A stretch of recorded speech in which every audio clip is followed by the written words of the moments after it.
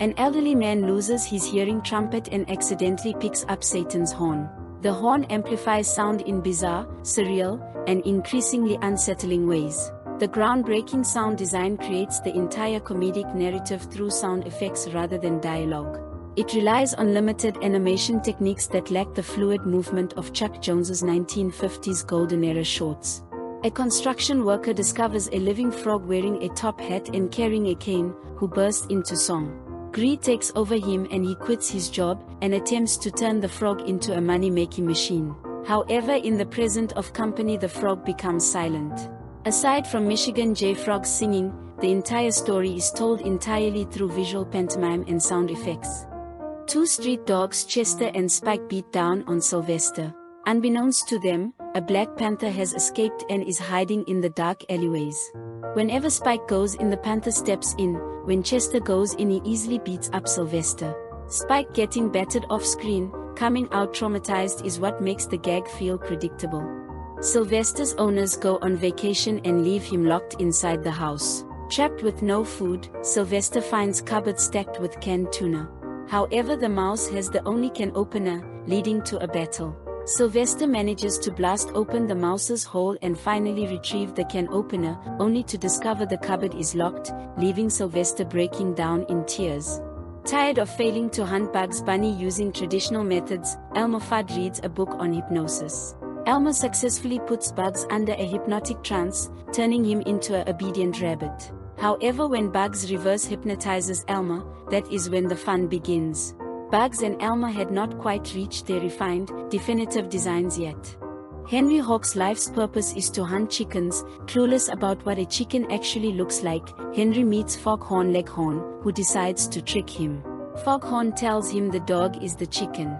Realizing that he has been duped, Henry ties up Foghorn, the dog, and a literal horse, dragging them all home because he still can't tell which one is actually a chicken. The humor relies heavily on physical cartoon violence, which can feel intense compared to softer modern children's shows. Bugs encounters Taz. After realizing Taz eats practically everything, including rabbits, Bugs relies on his quick wits and classic trickery to outsmart him. Because Taz lacks witty dialogue or clever counter tactics, Bugs outwits him, eliminating any real sense of drama. Bugs confronts Cecil Turtle and bets him $10 that he can easily beat him in a foot race. While Bugs sprints ahead, Cecil calls his identical-looking cousins, placing them at strategically placed checkpoints along the entire racecourse. Bugs acts as the arrogant bully, initiating the conflict and being completely outmatched. Porky goes camping in the forest so he can relax. Daffy Duck shows up and bothers Porky for no good reason, destroying his painting, making loud noises, and ruining his camping trip. Porky's car breaks down. Instead of calling a tow truck, he shoves Daffy under the hood. Because Daffy was so obsessed with rules and licenses the whole time, Porky beats him at his own game. Sylvester spots Tweety sitting in a display window. Tweety hides inside a toy dollhouse. Sylvester reaches inside to grab him, but his finger dips into yellow paint. Thinking his moving finger is Tweety, Sylvester pulls a revolver and shoots his own finger. The short leans heavily into painful self-inflicted stupidity. It showcased the extreme, unhinged comic violence of Looney Tunes. After failed attempts at capturing Tweety, in a birdhouse on top a tall wooden pole. While Tweety is seen as a cute, innocent victim, he is actually quite ruthless. Tweety doesn't just defend himself, he actively inflicts severe pain on Sylvester with joy.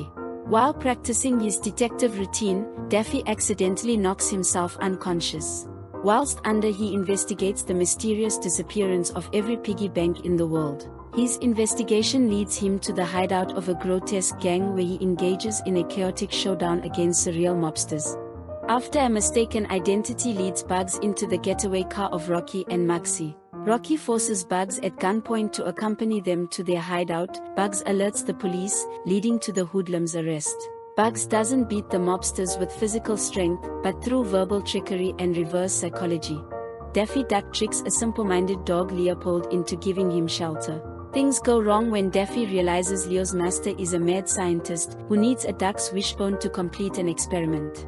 Daffy spends the rest of the night frantically dodging both the mad scientist and dim-witted Leo, who thinks they're all just playing a game of hide and seek. Scarlet Pumpernickel attempts to rescue the fair Lady Melissa from the villainous Grand Duke. The action escalates into increasingly ridiculous and chaotic sequences, featuring sword fights, dramatic leaps, and a climactic finale. This was one of the largest ensembles of major Looney Tunes characters in a single Chuck Jones cartoon. Elmer Fudd pitches his tent right over Bugs Bunny's hole. Bugs relentlessly harasses Elmer until he loses his sanity and gets arrested by a park ranger. It was the first Warner Brothers cartoon to use Elmer's signature speech impediment. It abandons slow build-ups in favor of wild, relentless physical comedy. Sylvester chases Tweety to the top of a building, slips and plummets to the sidewalk, losing his first life. Sylvester's soul meets the devil dog. Because cats have 9 lives, he cannot officially claim Sylvester until he loses the other 8. He appears in spirit form to coax Sylvester into reckless situations. This short was a dark, high-stakes countdown that gave every gag extra weight. Wile E. Coyote, in his relentless pursuit to catch and eat the Roadrunner, does everything, even painting a fake tunnel entrance onto a rock face. The short relies almost entirely on physical comedy, sound effects, and character expressions rather than spoken dialogue. Daffy Duck attempts to convince Elmer Fudd that it is rabbit season by leading him to Bugs Bunny's hole. However, Bugs outsmarts Daffy using wordplay. The comedic structure of Bugs turning Daffy's own logic against him is a masterclass in comic writing. Pablo and Fernando get hammered from tequila, and stumble out onto the street. The two continuously attempt to pick fights with a large alley cat. Speedy spends the rest of the short rushing back and forth to save them from being eaten. Speedy rescues Pablo from the cat's mouth so fast that it replays the rescue in slow motion to show how he did it. Duck Dodgers is sent to locate Planet X. Upon arriving at Planet X, Dodgers attempts to claim it for Earth, only to find Marvin the Martian claiming it for Mars. The short spawned a full animated TV series, which aired in the 2000s. Attempting to prove his identity to Porky, Daffy tries a series of heroic stunts, all of which fail disastrously. Daffy tries to swing from vine to vine, only to crash headfirst into tree trunks. Daffy genuinely views himself as a heroic swashbuckler, which makes his catastrophic physical failures twice as hilarious. Porky moves into a creepy old home. Sylvester quickly realizes the house is secretly controlled by a syndicate of violent, murderous mice. Instead of a cat hunting mice, the mice form an organized, sinister cult armed with meat cleavers, while Sylvester is the helpless target trying to survive. Elmer Fudd as Siegfried hunts Bugs, while Bugs disguises himself as a Valkyrie to fool Elmer, leading to a dramatic romantic duet, before Elmer discovers the ruse. The use of sweeping shadows, towering columns, dramatic camera angles, and bold color changes to mimic the grandeur of a real opera house, is why it's preserved. Bugs Bunny being chased by Elmer Fudd into the theater's backstage. Bugs tricks Elmer onto the stage, raises the curtain, and forces Elmer to participate in a slapstick-filled performance. The gag structure ramps up seamlessly, starting with simple barber services, progressing to escalating weapon sizes, and a mock wedding.